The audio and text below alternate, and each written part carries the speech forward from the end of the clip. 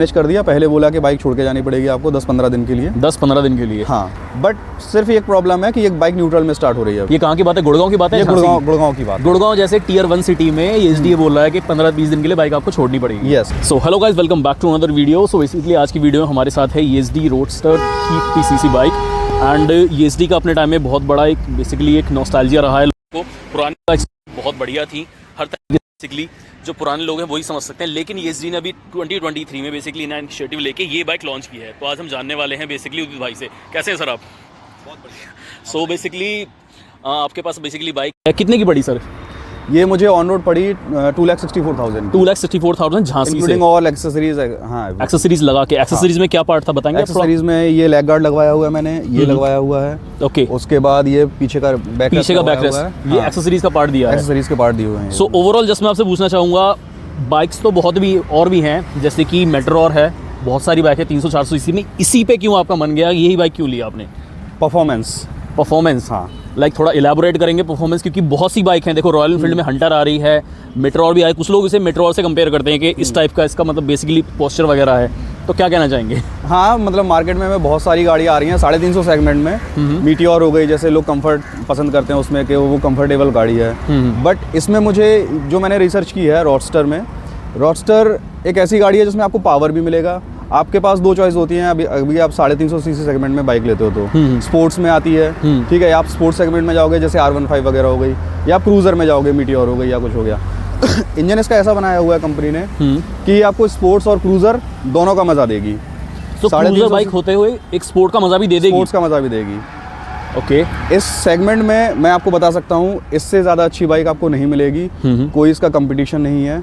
29 neutron metre का इसका torque है और 28 bhp का पावर है इसका। 28 bhp का पावर है, 364 सीसी का सिलेंडर मिलता है और डुअल एग्जॉस्ट सबसे बड़ी कंपनी आपको इसमें दे रही है, वो रोस्टर डुअल एग्जॉस्ट दे रही है। ये सबसे बड़ी बात है। ओके। और ये अभी किसी बाइक में ऐसा नहीं आता। ये अभी किसी बाइक में नहीं है। तो आप एग्जॉस्ट से एक बार अगर हमें सुना पाएंगे? श्योर, जाओ। सो गाइस, ऐसा कुछ आपको बेसिकली मिलता है। 334 सीसी का इसमें लिक्विड गोल्ड सिलेंडर आपको बेसिकली मिलता है और यहाँ से चाबी लगती है। इस तरह से कुछ बाइक ये लुक आ रहा है। जस्ट अभी हम स्टार्ट करते हैं।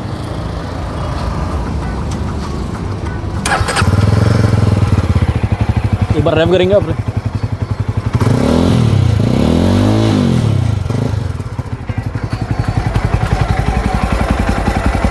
सो बेसिकली एग्जॉस्ट वगैरह बहुत अच्छा है, BS6 में इसमें आती है। अच्छाई कुछ आप बताना चाहेंगे? सबसे अच्छा पॉइंट इस सेगमेंट में बेसिकली आपको कंफर्ट वाइज बाइक कैसी लगी? जैसे सीट वगैरह है, बहुत से लोगों की शिकायत रहती है, बाइक तो बहुत अच्छी बनाती है लेकिन सीट में ऐसा कुछ इशू आता है। लॉन्ग राइडिंग के बाद सीट में दिक्कत आती है, बैठने में बैक रिस्ट वगैरह दिक्कत करती हैं। ऐसा कुछ भी इशू मुझे अभी तक नहीं आया। 5 फीट 11.5 इंच मेरी हाइट है, ऑलमोस्ट क्लोज टू 6 फीट। और सीट इसकी कुशनिंग वगैरह बहुत अच्छी कर दी है इन्होंने। रोडस्टर इसका दूसरा मॉडल है ये। इसके पहले इन्होंने रोडस्टर जो फर्स्ट वर्जन निकाला था उसमें थोड़ी सी कमियां थी, सीटिंग का था, फुट रेस्ट वगैरह का था। ये सारी चीज़ें इन्होंने मॉडिफाई की हैं। ये सेकंड वर्जन है इसका रोडस्टर का 2.0।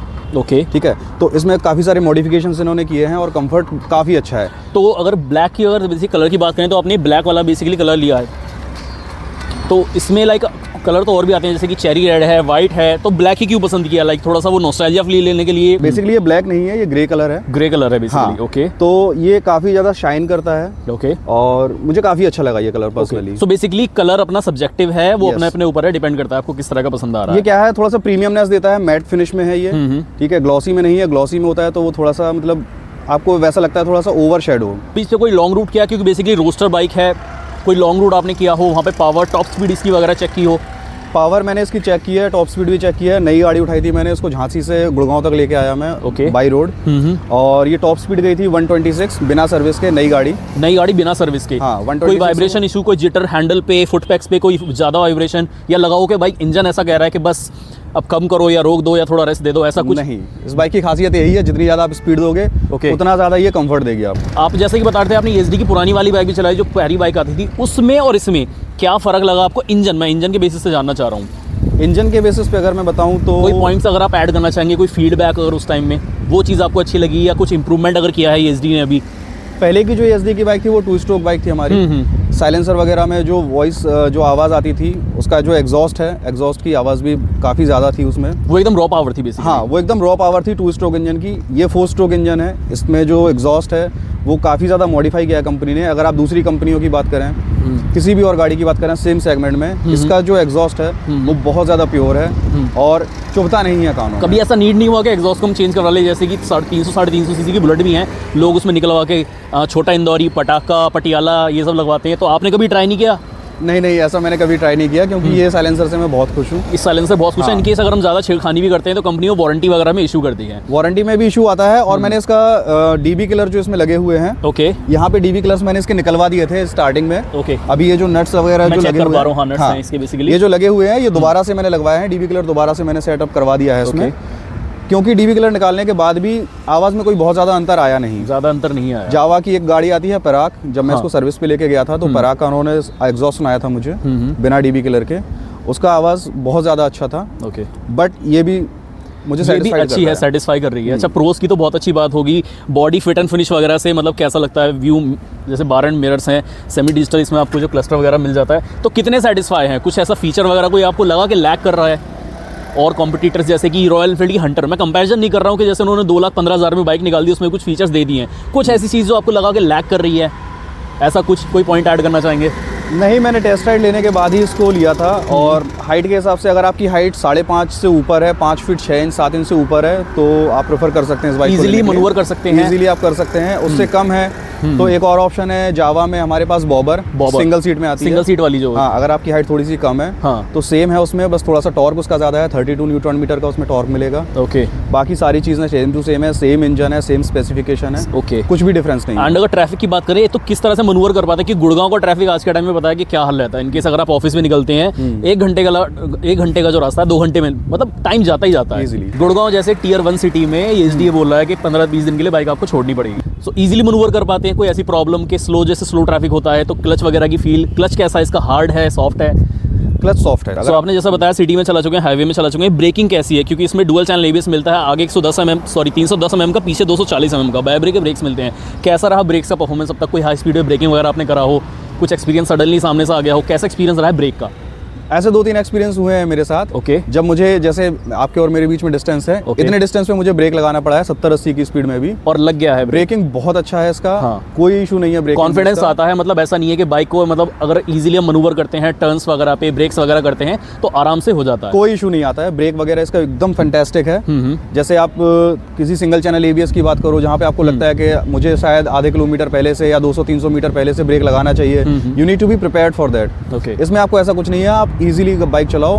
अगर आपको all of a sudden brake लगाना पड़े 10 मीटर पे भी, 5 मीटर पे भी, आप उतने कॉन्फिडेंस के साथ तो बाइक आसानी से रुक जाएगी, जो कि प्रॉब्लम स्पोर्ट्स बाइक में इसका बहुत अच्छा है। 320 mm का इसका डिस्क दिया हुआ है, इतना बड़ा डिस्क किसी और गाड़ी में नहीं आता है। आई थिंक सेगमेंट में किसी बाइक में और नहीं है, किसी बाइक में 320 mm का डिस्क इसमें नहीं दिया हुआ है। आप बुलेट की बात करो, रॉयल एनफील्ड की या फिर मीटियोर की, उसमें भी 280-300 डायमीटर का mm का उसमें डिस्क दिया जाता है। इंजन की थोड़ी बात कर लेते हैं, तो इंजन जैसे कि आपने बताया बहुत अच्छा है। कुछ हीटिंग इशू अगर आपको, जैसे कि लिक्विड कूल्ड इंजन है, इसमें कुछ हीटिंग इशू आपको लगे हो कि ऐसा कोई प्रॉब्लम आया हो हाई स्पीड पे? कभी हीटिंग इशू इंजन पे हीटिंग इशू कभी कभी आता है, और वो कब आता है? जब आप सिटी में राइड कर रहे होते हैं। ओके, ठीक है। फॉर एन एग्जांपल, आप फर्स्ट गियर में, सेकंड गियर में चलाएंगे 5 किलोमीटर, 6 किलोमीटर, 10 किलोमीटर, तो वहाँ पे आपको हीटिंग, तो क्या वो मतलब हीट आपको यहाँ तक महसूस होती है या फुटपैक्स भी बेसिकली वो रह जाती है? क्योंकि अभी भी जस्ट वार्म है, आप आई थिंक 8-10 किलोमीटर चला के लाए हैं, अभी वार्म इंजन, ऐसा कुछ पता नहीं चल रहा है। हीटिंग इशू यहाँ पे आपको फील होगा पैर के पास ज्यादा होगा या जस्ट वो मैनेजेबल है?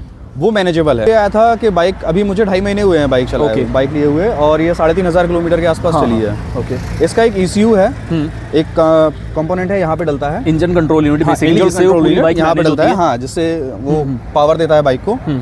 वो ECU खराब हो गया 1 महीने में ही। 1 महीने में ही? हाँ, ओके, 1 महीने में ECU खराब हुआ। मैं सर्विस सेंटर पे गया, सर्विस सेंटर पे जाके मैंने दिखाया उसको, तो उन्होंने बोला कि ऑर्डर करके दोबारा मंगाना पड़ेगा। ओके, उस टाइम पे उन्होंने मैनेज कर दिया। पहले बोला कि बाइक छोड़ के जानी पड़ेगी आपको 10-15 दिन के लिए। 10-15 दिन के लिए? हाँ। गुड़गांव जैसे टियर 1 सिटी में एसडीए बोल रहा है कि 15-20 दिन के लिए बाइक आपको छोड़नी पड़ेगी। उन्होंने दूसरा कोई एक ECU लगा के दिया जो कि अच्छे से काम कर रहा है। हाँ। बट सिर्फ एक प्रॉब्लम है कि एक बाइक न्यूट्रल में स्टार्ट हो रही है अभी। ये न्यूट्रल में स्टार्ट हुई, गियर में स्टार्ट, वैसे गियर में स्टार्ट नहीं हो रही है आराम से। हाँ, कुछ आपकी बात हुई है, कब तक का एक सोल्यूशन आपको मिल जाएगा?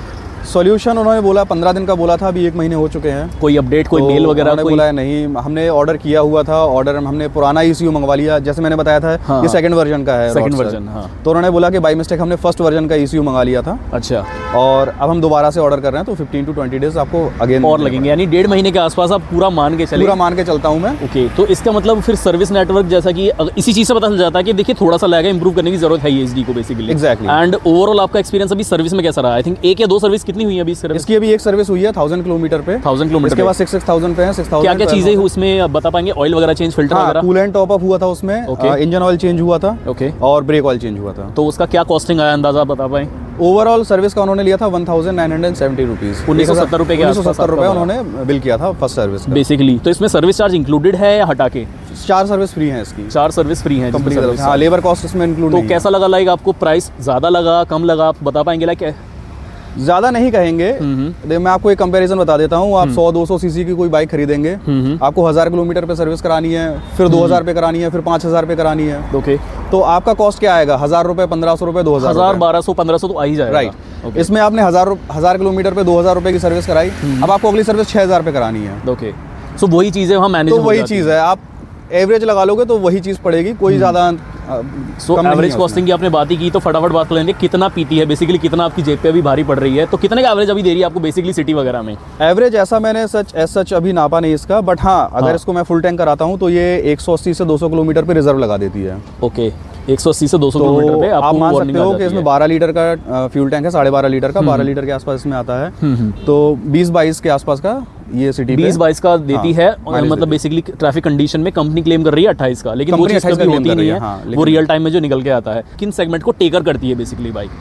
ये अगर आपको बाइक लेनी है तो आपको शौक से लेनी चाहिए। डेली कम्यूट अगर आपका है और अगर आपका बजट नहीं है कि आप 100-200 रुपए रोज खर्च कर सकें, बजट का तो आज के टाइम में कोई इशू नहीं है, लेने का वो पेट्रोल का वो देखा जाता है आज के टाइम में। तो कोई बंदा अगर सिविल स्कोर पेट्रोल के बारे में एक और चीज़ मैं बताना चाहूँगा। Please जैसे मैं बताइए। इसको 350 सेगमेंट में बुलेट से कंपेयर करता हूँ। हाँ, बहुत से बुलेट लोग का जो करेंगे। हाँ बुलेट से ही कंपेयर करेंगे लोग इसको, और किसी का बाइक से कंपेयर नहीं करेंगे, चाहे वो स्टैंडर्ड हो, क्लासिक हो, मीटियोर से भी कर रहे हैं, कह रहे हैं कि इस हाँ। तरह से पोस्चर है कि मीटियोर की कॉपी की जा रही है। हाँ। तो लगता है आपको ऐसा कुछ? नहीं, आप इसको देखो, ध्यान से देखोगे, ये आपको मीटियोर कहीं से भी नहीं लगेगी। मुझे भी नहीं लगती, पता नहीं लोगों को कहना है। आपने हार्ले डेविडसन का एक मॉडल देखा होगा, हाँ, कहीं ना कहीं ये उसको कॉपी करता है। हार्ले डेविडसन X440 जो अभी लॉन्च हुई है उसकी बात कर रहे ये हैं नहीं, पुरानी वाली जो फैट बॉय के साथ में आई थी, उसका मॉडल याद नहीं आ रहा है मुझे। ओके, तो ये कहीं ना कहीं उसके जैसे दिखती है दूर से अगर आप देखोगे। और इनकेस अगर कॉपी भी कर रही है कंपनी तो इंस्पिरेशन लेना कोई बुरी बात नहीं है, कोई हमें बुरी ऐसा बात लगता है। नहीं है। प्रोडक्ट अगर अच्छा निकल रहा है, इंस्पिरेशन ले रही है तो कोई बुरी बात नहीं। मेरे पास डिस्कवर थी, ओके, और मेरे पास फिर होंडा की भी बाइक्स रही हैं, तो हीरो की भी बाइक मैंने चलाई है,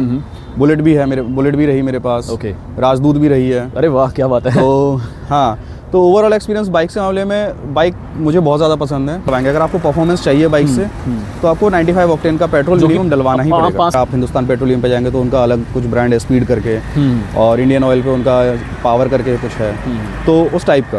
ओके, क्योंकि इसकी कंप्रेशन की वजह से, जैसे KTM की बाइक्स आती हैं उनके कंप्रेशन भी हाई रहते हैं, यामाहा की बाइक्स आती हैं, तो अगर आपको इंजन से परफॉर्मेंस चाहिए, माइलेज चाहिए, आपको वो निकालना पड़ेगा। नहीं निकालेंगे लो, अगर आप जैसे नॉर्मल पेट्रोल डालेंगे, उस टाइम पे बिना सर्विस के मेरी बाइक ने 18 से 20 का माइलेज दिया था, बिना सर्विस के। हाँ। और अभी 22-23 आराम से, कभी कभी 24 भी निकाल रही है। निकाल रही है। हाईवे पे भी मैंने टेस्ट किया था, हाईवे पे ये 30 से 32 के आसपास का, 30 से 32, जबकि कंपनी 28 का क्लेम कर रही है, हाँ। आप 30 से 32 आराम से 30 से निकाल 32 मैंने निकाला है। हैं। टेक्निकल इशू वो चीज़ ग्लिच आपने बताया, एक्सपीरियंस कैसा रहा वो सब ठीक है, लेकिन फिर भी आपको बाइक से प्यार है अभी भी, और जो ESD की जो लेगेसी है वो बरकरार है। वो बरकरार है। एंड में वीडियो के एंड में जैसे शॉर्ट नोटिस आपसे पूछना चाहूँगा, जैसे जैसे BS6 स्टेज आ रहा है, बाइक्स धीरे धीरे अब बाइक्स को EV एलिमिनेट कर रही हैं, जैसे कि रिवोल्ट है, बाइक वगैरह हैं, और ओला के स्कूटर्स हैं। तो क्या आपको लगता है मतलब इन बाइकों का मतलब बेसिकली बहुत से लोग उस पर शिफ्ट हो रहे हैं? क्या पर्सपेक्टिव है इस बारे में आपका? EV कहाँ तक सही है, और कहाँ तक इन बाइकों को जो नॉस्टैल्जिया फीलिंग लेना चाहते हैं, जो भी रियल बाइकर हैं, तो वो उस पर स्विच कर पाएंगे? आई होप मेरा क्वेश्चन समझ पा रहे होंगे। मैं समझ गया, वही मैं आपका आपसे एक ओपिनियन ये चीज़ वही है, जैसे अभी हमने थोड़ी देर पहले बात की थी, हाँ, कि ये बाइक्स हमें किस सेगमेंट को टारगेट करती है, किन ऑडियंस को टारगेट करती है, किस तरह के कस्टमर्स को ये बाइक लेनी चाहिए। अब जैसे हम बात करें कि हमें ये बाइक लेनी चाहिए या EV लेनी चाहिए, आप डेली ऑफिस जाते हैं, डे टू डे कम्युनिकेशन के लिए, डे टू डे कम्यूट है आपका, तो उसमें आप EV प्रेफर करते हैं क्योंकि आपके पॉकेट पे वो भारी नहीं पड़ता है। तो कहीं ना कहीं अगर आपको एक शौक के लिए बाइक चाहिए, आप इसको as a primary bike prefer करोगे ही, ये श्योर है। ये श्योर है। हाँ, और EV फ्यूचर है आई अंडरस्टैंड, बट अभी हाल फिलहाल में इसका ऐसा कुछ नहीं है, क्योंकि और एक फ्यूल बाइक के साथ एक इमोशन भी लगता है कि लगता है आप किस चीज़ पे बैठे हो। मैं वो वर्ड यूज़ नहीं करना चाह रहा, बेसिकली मेरे फ्रेंड है बाइकर, वो ईवी के नाम पे एक ऐसी चीज़ बोलते हैं कि असली, कहते हैं ना असली मैन, असली एक चीज़ तो ये है, बाकी सब तो वही एग्जैक्टली। आप 2 स्ट्रोक बाइक चलाएंगे तो आपको एक वो अलग ही फील आएगी। हाँ। फिर आप सोचोगे आप 4 स्ट्रोक चलाओगे, हाँ। आपको फिर वो मज़ा नहीं आएगा। बिल्कुल। बट जैसे आप हैंडी होते जाओगे तो आपको 4 स्ट्रोक में भी वो मज़ा आने लगेगा। ओके, वही चीज़ है। Thank you so much Udit sir, इतने शॉर्ट नोटिस पे आने के लिए एंड अपना टाइम निकालने। तो गाइज बेसिकली ये था ओवरऑल ESG रोडस्टर 2023 का रिव्यू। एंड वीडियो के रिलेटेड कोई भी क्वेश्चन हो, कोई भी आपकी राय, तो डेफिनेटली आप सजेस्ट करके बताइएगा। तब तक के लिए thank you so much and that's all the video.